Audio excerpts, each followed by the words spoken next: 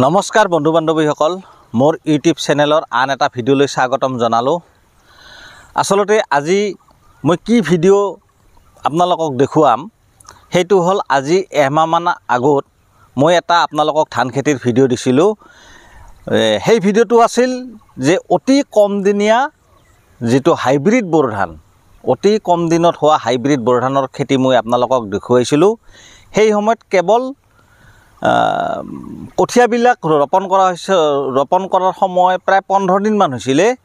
সেই কঠীয়া ৰোপণ কৰা 15 দিনৰ অৱস্থাটো আপোনালোকক দেখুৱাইছিলোঁ আৰু তাৰ পাছত মই আপোনালোকক প্ৰতিশ্ৰুতি দিছিলোঁ যে ধানবিলাক যেতিয়া ওলাব তেতিয়া আপোনালোকক আকৌ ভিডিঅ' কৰি দেখুৱাম কেনেকুৱা হয় ধানবিলাক। আৰু আজি ধানবিলাক ওলাইছে, চাউলো ধৰিছে, আপোনালোকক মই দেখুৱাবলৈ প্ৰয়াস কৰিছোঁ।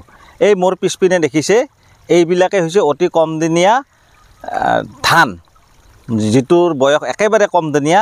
যিটো ভিডিঅ' মই আজি এমাহমান আগত দেখুৱাইছিলোঁ একেবাৰে সৰু সৰু আছিল, আৰু একমাহ পাছত আজি আপোনালোকক দেখুৱাবলৈ প্ৰয়াস কৰিছোঁ ধানবিলাক কেনেকুৱা হৈছে।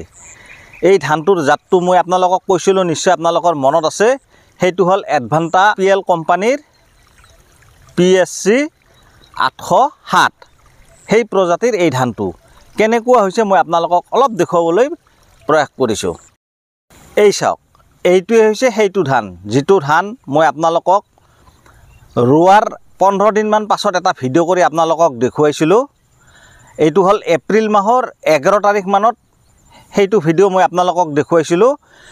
আৰু আজি মোটামুটি একমাহ পাছত আপোনালোকক এই ধানখিনিৰ অৱস্থাটো দেখুৱাইছোঁ। চাওক, ইয়াৰ যিবিলাক এই ফুল ওলাই আছে, চাওক ইয়াৰ থোপাবিলাক চাওক কেনেকুৱা হৈছে, কি ধুনীয়া থোপা হৈছে। ইয়াৰ পোখা দেখিছে, বহুকেইটা পোখা ওলাইছে। চাওক,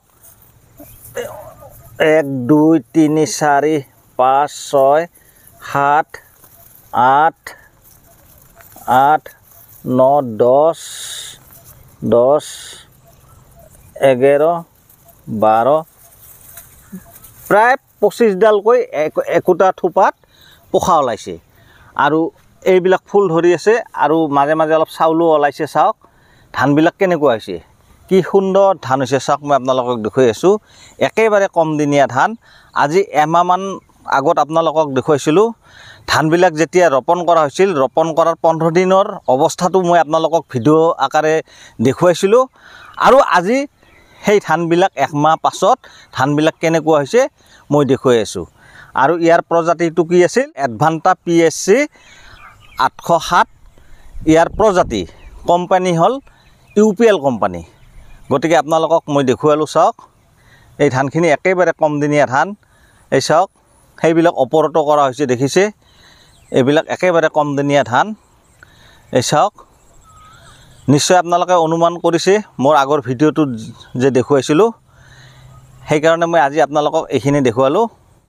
ধানটোৰ উৎপাদন বেছি নহয়, যিহেতু একেবাৰে কমদিনীয়া ধান। খুব ভালকৈ যদি হয় 20 মন বিঘাত পাব পাৰি। আৰু এই ধানটো আচলতে কি, আপোনালোকৰ মাটি যদি এনে চন পৰি থাকে, সেই চন পৰা মাটিত আপোনালোকে ৰুব, আপোনালোকে ভালেই উৎপাদন পাব। গতিকে মই আপোনালোকক এইখিনি দেখুৱালোঁ। আৰু ভিডিঅ'টো চাই আপোনালোকে কেনেকুৱা পায় মোৰ কমেণ্ট বক্সত জনাব। ধন্যবাদ।